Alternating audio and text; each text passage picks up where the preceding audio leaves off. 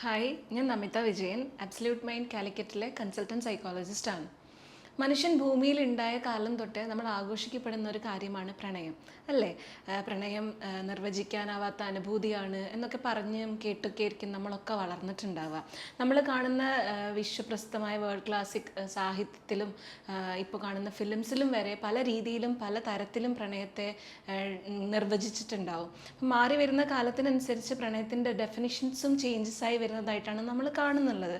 അതായത് പണ്ട് കാലത്ത് പ്രണയത്തെ ദൈവികമായിട്ട് കണ്ടിരുന്ന ഒരു കവികളുടെ കാലം തൊട്ട് sex is not a promise എന്ന് പറയുന്ന നായികയിലേക്കുള്ളൊരു ചേഞ്ച് കുറേ വർഷങ്ങൾ എടുത്തിട്ട് ഉണ്ടായിട്ടുള്ളത് തന്നെയാണ്. എന്നാൽ അതും കടന്ന് ഇപ്പോഴത്തെ തലമുറ പ്രണയത്തെ പല രീതിയിലേക്കും പല തലത്തിലേക്കും എത്തിച്ചതായിട്ടാണ് നമുക്ക് കാണാൻ പറ്റുക. Situationship, friends with benefits, fling, cushioning എന്ന് പറഞ്ഞിട്ട് ഒരുപാട് ടേംസ് ദിവസം തോറും ഇങ്ങനെ കൂടിക്കൂടി വരുന്നതായിട്ടാണ് നമ്മൾ കാണുക. നമ്മൾ തന്നെ വിചാരിക്കും ഇതെന്താണ് ഈ ടേംസൊക്കെ. അപ്പം നമ്മൾ പോയി ഗൂഗിൾ ചെയ്ത് നോക്കും എന്താണ് ഇതിനെ കൊണ്ട് ഉദ്ദേശിക്കുന്നത് എന്നുള്ള രീതിയിൽ. അപ്പോൾ പല തരത്തിലും പല ഭാവത്തിലുമാണ് ഇപ്പം പ്രണയം ആസ്വദിക്കപ്പെടുന്നത്. ഈ അടുത്തായിട്ട് എൻ്റെ അടുത്ത് വന്നൊരു കേസ് ഞാൻ എക്സ്പ്ലെയിൻ ചെയ്തുതരാം. ഒരുമിച്ച് പഠിച്ച 2 പേര് കോളേജ് തൊട്ട് അവർ ഫ്രണ്ട്സാണ്. ഒരു പെർട്ടിക്കുലർ ടൈം കഴിഞ്ഞപ്പം അവർ മനസ്സിലാക്കുകയാണ് അവർ ഫ്രണ്ട്ഷിപ്പിൻ്റെ മുകളിലേക്ക് എന്തോ ഒരു അറ്റാച്ച്മെൻറ്റ് അവർ തമ്മിലുണ്ട്. പക്ഷേ കല്യാണം കഴിക്കാൻ പറ്റുമോ എന്ന് ചോദിച്ചു കഴിഞ്ഞാൽ ആ ഒരു ലെവലിലേക്കൊന്നും എടുക്കാൻ വേണ്ടി പറ്റില്ല. കാരണം അവർ പഠിച്ചുകൊണ്ടിരിക്കുകയാണ്, അവർക്ക് വേറെ ഫ്യൂച്ചർ പ്ലാൻസ് ഒക്കെ ഉണ്ട്. പക്ഷേ ഈ ഒരു സ്റ്റേജിൽ ഈ ഒരു ടൈമിൽ അവർക്ക് ആ ഒരു ഫ്രണ്ട്ഷിപ്പിനെ കുറച്ച് മുകളിലേക്ക് ആ ഒരു അറ്റാച്ച്മെൻറ്റ് ഡെവലപ്പ് ചെയ്യണമെന്ന് ആഗ്രഹവുമുണ്ട്. അങ്ങനെ അവരൊരു റിലേഷൻഷിപ്പ് സ്റ്റാർട്ട് ചെയ്യുകയാണ്. ശരിക്കും ഇതിനെ റിലേഷൻഷിപ്പ് എന്ന് പറയാൻ പറ്റില്ല. ഇതിനെയാണ് നമ്മൾ സിറ്റുവേഷൻഷിപ്പ് എന്നുള്ള ടേം കൊണ്ട് ഉദ്ദേശിക്കുന്നത്. കറണ്ട് ആയിട്ടുള്ള നീഡ്സ് സാറ്റിസ്ഫൈ ചെയ്യാൻ വേണ്ടിയിട്ട് നമ്മളൊരു പേഴ്സണുമായിട്ട് അറ്റാച്ച്ഡ് ആവുക എന്നതാണ് ബേസിക് ആയിട്ട് നമ്മൾ ഇതുകൊണ്ട് ഉദ്ദേശിക്കുക. അപ്പം ഈ കുട്ടിയും ഈ ബോയും തമ്മിൽ സിറ്റുവേഷൻഷിപ്പിലായിരുന്നു. കുറച്ച് മന്ത്സ് കഴിഞ്ഞ് ഇവർ കുറച്ചുകൂടി അറ്റാച്ച്ഡ് ആയ സമയത്ത് ആ പെൺകുട്ടിക്ക് ഇത് കല്യാണത്തിലേക്ക് എത്തിക്കാം എന്നുള്ള രീതിയിലേക്ക്, അതായത് ഈ ഒരു പേഴ്സൺ ഇല്ലാതെ പറ്റില്ല എന്നുള്ളൊരു ലെവലിലേക്ക് എത്തിയപ്പം ഒരുപാട് തവണ കല്യാണം കഴിക്കാൻ പറ്റുമോ എന്നുള്ള പ്രപ്പോസലായിട്ട് നമ്മൾ ചോദിച്ചു നോക്കി. ആ കുട്ടി ചോദിച്ചു നോക്കി. പക്ഷേ ആൺകുട്ടിക്ക് അത് ഒരിക്കലും ആക്സെപ്റ്റ് ചെയ്യാൻ പറ്റുന്നുണ്ടായിരുന്നില്ല. കുട്ടിക്ക് വേറെ പ്ലാൻസ് ഒക്കെ ഉണ്ടായിരുന്നു. കല്യാണം കഴിക്കുക എന്നുള്ളൊരു ലെവലിലേക്ക് ആൾ ആലോചിച്ചിട്ടേ ഉണ്ടായിരുന്നില്ല. അങ്ങനെ ഇവർ തമ്മിലുള്ള ക്ലാഷസും കാര്യങ്ങളൊക്കെ വരികയാണ്. ഇമോഷണലി ഭയങ്കര കോൺഫ്ലിക്ട്സ് വരുന്നു. അങ്ങനെ ഒരു പെർട്ടിക്കുലർ ടൈം കഴിയുമ്പോൾ ഇത് എൻഡ് ചെയ്യാം എന്നുള്ള രീതിയിൽ ഇവർ 2 പേരും 2 പാർട്ടിലേക്ക് തന്നെ പിരിഞ്ഞു പോവുകയാണ് ചെയ്യുന്നത്. പക്ഷേ ഈ കുട്ടിക്ക് ഇത് പിരിഞ്ഞു പോയി കഴിഞ്ഞിട്ടും ആ ഇമോഷൻസ് ഡീൽ ചെയ്യാൻ പറ്റാതെ ആ ഒരു സ്പേസ് തന്നെ സ്ട്രഗിൾ ചെയ്ത് നിന്നിട്ടാണ് അവർ സൈക്കോളജിസ്റ്റിൻ്റെ അടുത്തേക്ക് വന്നിട്ടുണ്ടായിരുന്നത്. എന്താണ് സിറ്റുവേഷൻഷിപ്പ് എന്ന് ചോദിച്ചു കഴിഞ്ഞാൽ ഈ പറഞ്ഞ പോലെ ഫ്രണ്ട്സ് ആണോ എന്ന് ചോദിച്ചാൽ ഫ്രണ്ട്സ് അല്ല, അതിനേക്കാളും കുറച്ച് മുകളിൽ. എന്നാൽ മറിച്ച് റിലേഷൻഷിപ്പിലാണോ എന്ന് ചോദിച്ചാൽ ആണെന്ന് പറയാനും പറ്റില്ല. പക്ഷേ ഒരു റിലേഷൻഷിപ്പിൽ ഒരു കപ്പിൾ നിൽക്കുന്ന പോലെ തന്നെ രീതിയിലുള്ള ഇമോഷണൽ സപ്പോർട്ടും ഒരു പ്രോബ്ലംസും കാര്യങ്ങളൊക്കെ അങ്ങോട്ടും ഇങ്ങോട്ടും ഷെയർ ചെയ്യുന്ന രീതിയിലും എല്ലാ കാര്യങ്ങളും മാനേജ് ചെയ്യുകയും ഫിസിക്കൽ നീഡ്സും സെക്ഷൽ നീഡ്സും ഒക്കെ സാറ്റിസ്ഫൈ ചെയ്ത് കൊടുക്കുകയൊക്കെ ചെയ്യുമെങ്കിൽ പോലും ഇവിടെ ഒരു കമ്മിറ്റ്മെൻറ്റ് ഉണ്ടാവണമെന്ന് നിർബന്ധമില്ല. അതായത് ഇതൊരു മാരേജ് പ്ലാനിലേക്ക് എത്തിക്കാനോ അല്ലെങ്കിൽ ഫ്യൂച്ചറായിട്ടുള്ളൊരു ഫാമിലി പ്ലാനിങ്ങിലേക്കോ ഒന്നും ഇത് ആലോചിക്കാതെ കറണ്ട് ആയിട്ടുള്ള ടൈമിൽ അവർ അത് എൻജോയ് ചെയ്ത് പോവുക എന്നുള്ള രീതിയിലായിരിക്കും നമ്മൾ സിറ്റുവേഷൻഷിപ്പിനെ കാണുന്നുണ്ടാവുക.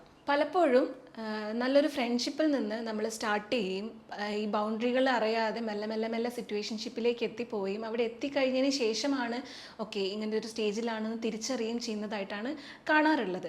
നേരെ മറിച്ച് ബിഗിനിങ് തൊട്ടേ സ്റ്റാർട്ട് തൊട്ടേ ഇത് സിറ്റുവേഷൻഷിപ്പ് മതി എന്ന രീതിയിലേക്ക് കറക്റ്റായിട്ടുള്ള ബൗണ്ടറീസ് വരച്ചിട്ട് സിറ്റുവേഷൻഷിപ്പിലേക്ക് പോകുന്ന ആളുകളെയും നമ്മൾ കാണാറുണ്ട്. ഒരു കമ്മിറ്റ്മെൻറ്റിലേക്ക് പോയി കഴിഞ്ഞാലോ അല്ലെങ്കിൽ മാരേജിലേക്ക് എത്തിക്കഴിഞ്ഞാലോ തൻ്റെതായ ഒരു പേഴ്സണൽ സ്പേസ് അല്ലെങ്കിൽ ഫ്രീഡം നഷ്ടപ്പെടുമോ എന്നുള്ള ഭയം കൊണ്ടോ അല്ലെങ്കിൽ ഈ മാരേജിൻ്റെയും ഫാമിലീൻ്റെയും ഒന്നും റെസ്പോൺസിബിലിറ്റീസ് ഫുൾഫിൽ ചെയ്യാനുള്ളൊരു ഏജ് എനിക്കായിട്ടില്ല എന്നുള്ളൊരു മെൻറ്റാലിറ്റി കൊണ്ടോ ഒക്കെ ആയിരിക്കാം ആളുകൾ സിറ്റുവേഷൻഷിപ്പ് പ്രിഫർ ചെയ്യുന്നത്. അതുമാത്രമല്ല കല്യാണത്തിലേക്ക് ചിലപ്പം സൊസൈറ്റീൻ്റെയോ അല്ലെങ്കിൽ ഫാമിലീൻ്റെയോ ഒക്കെ ഒരു തടസ്സം ഉള്ളതുകൊണ്ടും ഈ മൊമെൻറ്റിൽ ഞാൻ ഈ പേഴ്സണുമായിട്ട് നിൽക്കാം എന്നുള്ള രീതിയിൽ സിറ്റുവേഷൻഷിപ്പിലേക്ക് കയറുന്നവരുണ്ട്. പൊതുവേ കല്യാണം കഴിക്കാൻ മടിയുള്ള ആളുകൾ പക്ഷേ പാർട്ട്ണർ വേണം എന്നുള്ളൊരു നീഡ് ഉള്ളിലുണ്ട് എങ്കിൽ അവരും സിറ്റുവേഷൻഷിപ്പാണ് കൂടുതലായും പ്രിഫർ ചെയ്യാറുള്ളത്. പലപ്പോഴും ഇവിടെ വരുന്ന കേസുകളിൽ അവരോ അല്ലെങ്കിൽ അവരുടെ പാരൻസോ ഒക്കെ പറയുന്ന കാര്യമാണ് ഇവനോ ഇവൾക്കോ അല്ലെങ്കിൽ എനിക്ക് കല്യാണം കഴിക്കാൻ താല്പര്യമില്ല, പക്ഷേ ഒരു പാർട്ട്ണർ എല്ലാ കാര്യങ്ങളും ഷെയർ ചെയ്യാനും എൻ്റെ ഫിസിക്കൽ നീഡ്സൊക്കെ സാറ്റിസ്ഫൈ ചെയ്യാനും ഒരാൾ കൂടെ ഉണ്ടാകുന്നത് വളരെ നല്ലൊരു കാര്യമായിട്ടാണ് എനിക്ക് ഫീൽ ചെയ്യുന്നത് എന്നുള്ള രീതിയിൽ. ഈ ഒരു രീതിയിൽ ആലോചിക്കുമ്പം എന്തുകൊണ്ടും നല്ലതാണ് സിറ്റുവേഷൻഷിപ്പ് എന്ന് നമുക്ക് തോന്നുമെങ്കിലും നമ്മൾ അറിയാത്തൊരു മറുവശം എന്ന് പറയുന്നത് ഈ പാർട്ട്ണറിൽ 2 പേരും ഒരേ മെൻറ്റാലിറ്റിയോട് കൂടെയാണ് സിറ്റുവേഷൻഷിപ്പിൽ നിൽക്കുന്നതെങ്കിൽ മാത്രമേ ഇത് വർക്കൗട്ട് ആവുള്ളൂ. കുറച്ച് പോകെ പോകെ ഇവരിൽ രണ്ടുപേരിൽ ആർക്കെങ്കിലും അല്ലെങ്കിൽ രണ്ട് പേർക്കോ അങ്ങോട്ടോ ഇങ്ങോട്ടോ വല്ലാത്ത രീതിയിൽ അറ്റാച്ച്മെൻറ്റ് തോന്നി ഈ പേഴ്സൺ ലൈഫ് ലോങ് നമ്മുടെ കൂടെ വേണം എന്നുള്ള രീതിയിലേക്ക് തിങ്ക് ചെയ്യാൻ തുടങ്ങുമ്പം മറ്റേ ആൾക്ക് അതൊരു ടോക്സിസിറ്റി ആയിട്ട് ഫീൽ ചെയ്തേക്കാം. അതായത് ഒരു കമ്മിറ്റ്മെൻറ്റ് സാധനത്തിലേക്ക് ആളെ ഫോഴ്സ് ചെയ്ത് പിടിച്ച് വലിക്കുന്നത് പോലെയോ അല്ലെങ്കിൽ ഇമോഷണലി ഒരു ബുദ്ധിമുട്ടാക്കുന്ന പോലെയൊക്കെ ഫീൽ ചെയ്യുന്നതായിട്ടാണ് നമ്മൾ കാണുക. അപ്പം ഇവിടെ തൊട്ട് നമുക്ക് ഈ സിറ്റുവേഷൻഷിപ്പിൽ സ്ട്രഗിൾസ് വരാൻ തുടങ്ങും. ആൻഡ് ഓപ്പോസിറ്റ് ഇരിക്കുന്ന വ്യക്തി ഇമോഷണലി നല്ല രീതിയിൽ ഇവിടെ ഇൻവെസ്റ്റ് ചെയ്യുന്നത് കൊണ്ട് തന്നെ ഇവിടെ സ്റ്റക്കായി പോകാനുള്ള ചാൻസസും കൂടുതലാണ്. സിറ്റുവേഷൻഷിപ്പും ലിവിങ് ടുഗെദറും എങ്ങനെയാണ് ഡിഫറെൻ്റ് ആയിരിക്കുന്നതെന്ന് ചോദിച്ചു കഴിഞ്ഞാൽ, ലിവിങ് ടുഗെദറിൽ പേര് പോലെ തന്നെ അവർ ഒരുമിച്ച് താമസിച്ച്, അതായത് ഒരു വീട്ടിൽ തന്നെ ഒരുമിച്ച് താമസിച്ച് ബാക്കിയുള്ള എല്ലാ കാര്യങ്ങളും കറക്റ്റായിട്ട് ഒരുമിച്ച് ഡീൽ ചെയ്യുന്നു, ഫിനാൻഷ്യൽ കാര്യങ്ങൾ ഷെയർ ചെയ്യുന്നു, അങ്ങനെയുള്ള രീതിയിലാണ് ലിവിങ് ടുഗെദർ പോവുക. സിറ്റുവേഷൻഷിപ്പ് എന്ന് പറയുന്നത് ആ സിറ്റുവേഷനിൽ മാത്രമേ അവർ ഒരുമിച്ച് ഉണ്ടാവുള്ളൂ. മേ ബി ഒരു ഓഫീസ് സെറ്റിംഗ് ആവാം, അല്ലെങ്കിൽ കോളേജസ് ആവാം. അപ്പം നമ്മൾ കാണുന്ന ഒരു ടൈമിൽ മാത്രം അവർ ഈ റിലേഷൻഷിപ്പ് പോലെ അല്ലെങ്കിൽ ഒരു കപ്പിൾസിനെ പോലെ ബിഹേവ് ചെയ്യുക എന്നുള്ളതാണ് സിറ്റുവേഷൻഷിപ്പ് ഉണ്ടാവുക. ഇങ്ങനെയൊക്കെ പറയുമ്പോഴും ഒരു കമ്മിറ്റ്മെൻറ്റും ഇല്ലാതെ എങ്ങനെയാണ് ഒരു രണ്ട് വ്യക്തികൾ തമ്മിൽ സ്നേഹിക്കുക അല്ലെങ്കിൽ ഒരു സെക്ഷൽ റിലേഷനിലേക്കൊക്കെ പോവുക എന്ന് ആലോചിക്കുന്ന പുതുതലമുറയും ഇവിടെ തന്നെ ഉണ്ട് കേട്ടോ. അതേപോലെ തന്നെ പഴയ രീതിയിൽ ചിന്തിക്കുന്ന ആളുകൾ, അതായത് ഒരു ഓൾഡ് ജനറേഷനിലുള്ള ആളുകളൊക്കെ ഇങ്ങനത്തെ കാര്യങ്ങളൊന്നും കറക്റ്റായിട്ട് ഫുള്ളായിട്ട് ആക്സെപ്റ്റ് ചെയ്യുന്ന ഒരു മെൻറ്റാലിറ്റിയോട് കൂടി അല്ല ഇപ്പോഴത്തെ സ്റ്റേജിൽ നിൽക്കുന്നത്. പക്ഷേ അവരിലും ഇങ്ങനത്തെ കാര്യങ്ങൾ പ്രൊമോട്ട് ചെയ്യുന്ന, അതായത് ആണും പെണ്ണും തമ്മിൽ അറിഞ്ഞ് ജീവിക്കട്ടെ എന്നുള്ള രീതിയിൽ അതിനെ പ്രൊമോട്ട് ചെയ്യുന്ന ആളുകളും ഓൾഡ് ജനറേഷനിലും ഉണ്ട് എന്നുള്ളത് നമ്മൾ മറക്കാൻ പറ്റാത്തൊരു അല്ലെങ്കിൽ ശ്രദ്ധിക്കാതെ പോകുന്നൊരു കാര്യമാണ്. സിറ്റുവേഷൻഷിപ്പിലായി കഴിഞ്ഞിട്ട് കുറച്ച് കാലം കഴിഞ്ഞ് അതൊരു കമ്മിറ്റഡ് റിലേഷൻഷിപ്പിലേക്കായിട്ട് മാരേജിലേക്ക് എത്തിക്കുന്ന ഒരുപാട് കപ്പിൾസിനെ നമ്മൾ കാണാറുണ്ട്.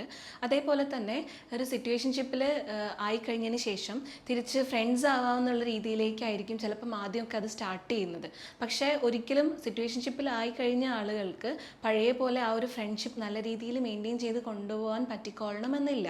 അതേപോലെ ഈ ഒരു വ്യക്തി സിറ്റുവേഷൻഷിപ്പ് അവസാനിപ്പിച്ചിട്ട് മാറുന്ന സമയത്ത് നമ്മൾ ചീറ്റ് ചെയ്യപ്പെട്ട പോലെയോ അല്ലെങ്കിൽ മറ്റേ ആളുടെ സൈഡിൽ നിന്ന് ഇമോഷണലി നമ്മൾ ബുദ്ധിമുട്ടായ പോലെയൊക്കെ ഫീൽ ചെയ്യുകയാണെങ്കിൽ അതിൽ നിന്ന് നമ്മൾ ഓവർകം ചെയ്യാൻ നല്ല രീതിയിൽ സ്ട്രഗിൾസ് നമ്മൾ ഫേസ് ചെയ്യേണ്ടി വരും.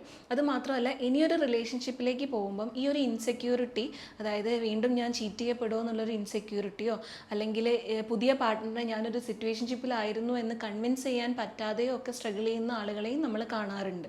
നമ്മൾ സിറ്റുവേഷൻഷിപ്പിലായിട്ട് ആ ഒരു വ്യക്തിയോട് വല്ലാതെ അറ്റാച്ച്ഡ് ആയി ഡിപ്പെൻഡൻ്റ് ആയിട്ടുള്ള കേസും നമ്മൾ കാണാറുണ്ട്.